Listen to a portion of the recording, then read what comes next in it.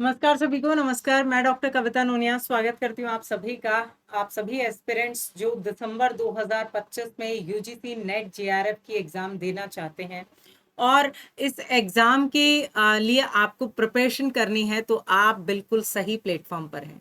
आप सभी को जो है वो अपनी किस रणनीति से जो है अपने पेपर 1 और पेपर 2 की तैयारी करनी है, ये सब आपको यहाँ पर बताया जाए। तो क्योंकि बहुत सारे स्टूडेंट्स का तो ये सोचना है कि अभी तो जून वाले का ही रिजल्ट नहीं आया, अभी तो कोई एप्लीकेशन फॉर्म की सुध-बुध नहीं है, मैम अभी से स्ट्रेटेजी की बात कर रही है। देखिए, जैसे जैसे जो है वो परीक्षा नजदीक आती है, जैसे कि आपने देखा जून वाली भी आपके नए चेयरमैन आने के बाद में नियत समय पर परीक्षा जो है वो करवाई गई, एकदम एक्यूरेट। पहले ही आपकी डेट आ गई और उसी संयत स्वरूप में आपके एग्जाम्स हो गए। तो उसी तरह से संभावना ये कि भाई जुलाई में जो है वो आपका रिजल्ट भी आ जाएगा, ठीक है, आपके लिए फॉर्म्स भी आ जाएंगे। तो आपको भी जैसे वो प्लानिंग से चल रहे हैं वैसे ही आपको भी प्लानिंग से चलना है। अब वो प्लानिंग क्या होनी चाहिए, क्योंकि अगर आप कोई भी जैसे कहीं ट्रिप पे भी जाते हैं और अगर आपकी ट्रिप अनप्लान्ड होती है तो बहुत कभी कभार के लिए तो ठीक है, पर हमेशा अच्छा नहीं होता है अगर हम कोई चीज़ प्लान नहीं करते हैं।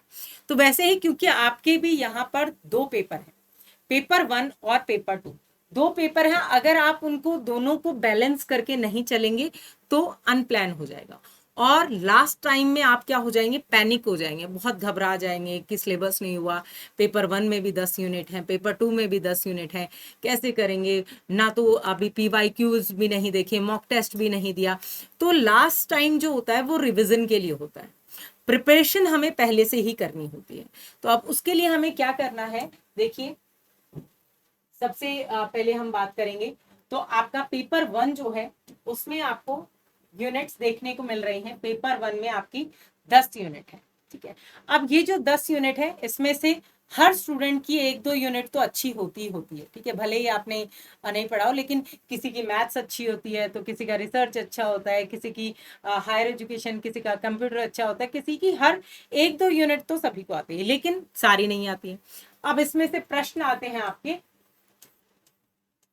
50 प्रश्न आते हैं, 100 नंबर के आते हैं। 50 प्रश्न जो हैं वो 100 मार्क्स के आते हैं। आप टीचिंग एप्टीट्यूड से आप देखेंगे, इस बार जो आपको प्रश्न देखने, इस बार तो जैसे मूवीज से भी आपके प्रश्न आपके आए, ठीक है, तो एंटी है भाई, कहीं से कुछ भी दे सकता है।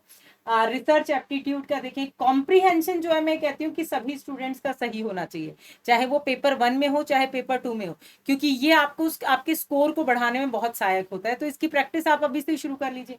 आप कम्युनिकेशन देखेंगे, ये भी संप्रेषण, ठीक है, तो ये भी बहुत ही इंपॉर्टेंट पार्ट है आपका, आईसीटी का भी पार्ट आप देखेंगे इसमें। और रीजनिंग हो गया, ठीक है, किसी किसी को मैथ्स पसंद नहीं है तो वो ये वाली यूनिट छोड़ देते हैं, लेकिन हम कहेंगे कि भाई छोड़िए मत, 1-2 क्वेश्चन से क्या पता सही हो जाए, ठीक है। लॉजिकल रीजनिंग है आपकी, तो ये दोनों आपका रीजनिंग का आ जाता है। डाटा का है, ये आईसीटी का पार्ट है आपका, कंप्यूटर वाला आपका इंफॉर्मेशन और कम्युनिकेशन टेक्नोलॉजी। हायर एजुकेशन का जो सिस्टम है ये आपके लिए हमेशा काम आएगा, तो ये आपको याद होना चाहिए। और आपका एनवायरनमेंट वाला पार्ट है। तो कुछ यूनिट्स ऐसी हैं जिनमें से पता है हमें कि यहाँ से क्वेश्चन आएंगे, और ये आपको कैसे पता चलेगा, ये आपको पीवाईक्यूज देखने से पता चलेगा। इस बार आप देखेंगे कम से कम 20-25 प्रश्न जो है वो प्रीवियस ईयर्स के ही रिपीट हो गए, ठीक है। तो उसके लिए आपको भी अपने पिछले 10-15 साल के जो पेपर हैं उनकी अभी से स्टडी शुरू कर देनी, ये आपकी स्ट्रेटेजी होनी चाहिए, ठीक है। तो ये आपको ध्यान रखना है। फिर बात करें अगर हम सेकंड पेपर की, अगर हम हिंदी की बात करें तो सेकंड पेपर जो है उसमें भी आपकी क्या है, 10 यूनिट है, और 10 यूनिट में से आपके प्रश्न आते हैं 100 और मार्क्स होते हैं 200। 100 प्रश्न और 200, यानी कि हर प्रश्न जो है वो 2 नंबर का आपका होता है, ठीक है। तो यहाँ पर आप देखेंगे फर्स्ट यूनिट भाषा और उसका विकास, हिंदी साहित्य का इतिहास और गद्य विधाएं आपकी सेकंड यूनिट, साहित्य शास्त्र आपकी थर्ड यूनिट, वैचारिक पृष्ठभूमि आपकी फोर्थ यूनिट, और हिंदी कविता जो है ये फिफ्थ यूनिट, ठीक है। उपन्यास आपकी 6th यूनिट, कहानी जो है वो आपकी 7th यूनिट, नाटक जो है वो आपका 8th यूनिट, निबंध जो है 9th यूनिट, और आत्मकथा और जीवनी जो है ये 10वीं यूनिट होती है।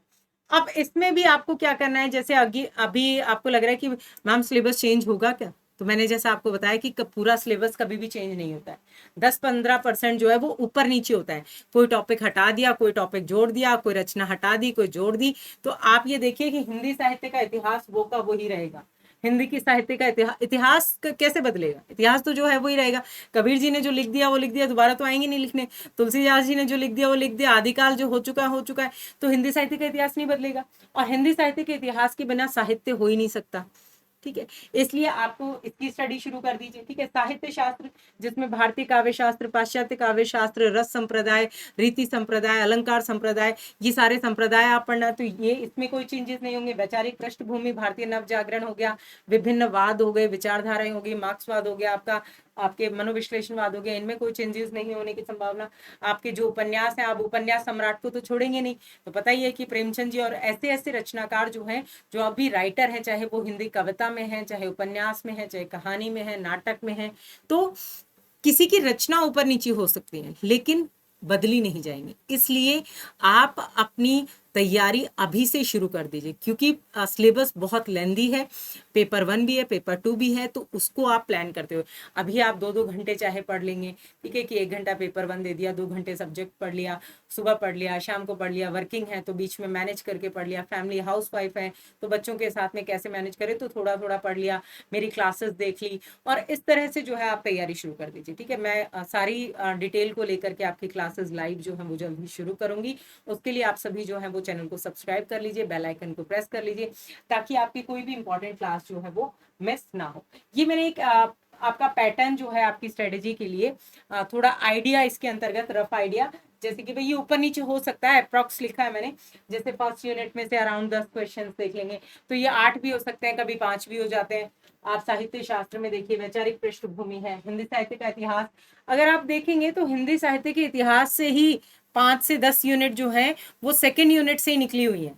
ठीक है, उन्हीं का विस्तार है, उन्हीं रचनाओं को विस्तार में रचनाकारों को दिया गया है, और बाकी आप देखेंगे 5th से लेकर के 10th तक आपके अराउंड 50 प्रश्न आपके बनते हैं। तो इस तरह आपको अपनी प्लानिंग, आपका पैटर्न आपने जान लिया। इस पैटर्न को ध्यान में रखते हुए आपको PYQs भी करने हैं, आपको मॉक टेस्ट भी करने हैं। आप सभी को जो टेस्ट सीरीज है, तो उस टेस्ट सीरीज के माध्यम से आपको अपने प्रश्नों की प्रैक्टिस भी करनी है, अभ्यास भी करना है, आपको थ्योरी भी पढ़नी है, आपको शॉर्ट नोट्स भी बनाने हैं, आपको रिवीजन भी करनी है। तो ये सारी चीज़ें आपकी प्लानिंग से होनी चाहिए। अपना एक शेड्यूल टाइम टेबल बना लीजिए, लेकिन उसे सिर्फ चिपकाने के लिए मत बनाइएगा, उस टाइम टेबल को स्टडी कीजिएगा। अगर आप हिंदी साहित्य की ये सारी यूनिट्स एक जगह पढ़ना चाहते हैं, तो ये सारी यूनिट जो है आपको मेरी पुस्तक में अवेलेबल है, और पूरे विस्तार से अवेलेबल है। तो आप अभी ये पुस्तक ले करके और अपनी इन सभी यूनिट्स को जो है उन पर अपनी पकड़ को मजबूत कर सकते हैं। कंप्लीट आपका UGC नेट JRF जो है, असिस्टेंट प्रोफेसर है, हिंदी साहित्य से जुड़ी हुई कोई भी आपकी एग्जाम है, उसके रिलेटेड आपकी बहुत ही बेहतरीन पुस्तक है जो मेरे द्वारा तैयार की गई है, हिंदी साहित्य बाय डॉक्टर कविता नोनिया, जो आपको अमेज़न पर अवेलेबल है। हिंदी से जुड़े हुए तर्क वितर्क करने के लिए, आपके डाउट्स क्लियर करने के लिए आप टेलीग्राम के ग्रुप को ज्वाइन कर लीजिए। लिंक आपको डिस्क्रिप्शन बॉक्स में अवेलेबल है, जहां पर आप सभी को, आपको बुक का लिंक भी मिलेगा, आपको टेलीग्राम का लिंक भी मिलेगा, ज्वाइन कर लीजिए, चैनल को सब्सक्राइब कर लीजिए। और आप सभी का बहुत बहुत धन्यवाद देती हूँ आज के इस सेशन में जुड़े रहने के लिए। बहुत बहुत धन्यवाद, थैंक यू।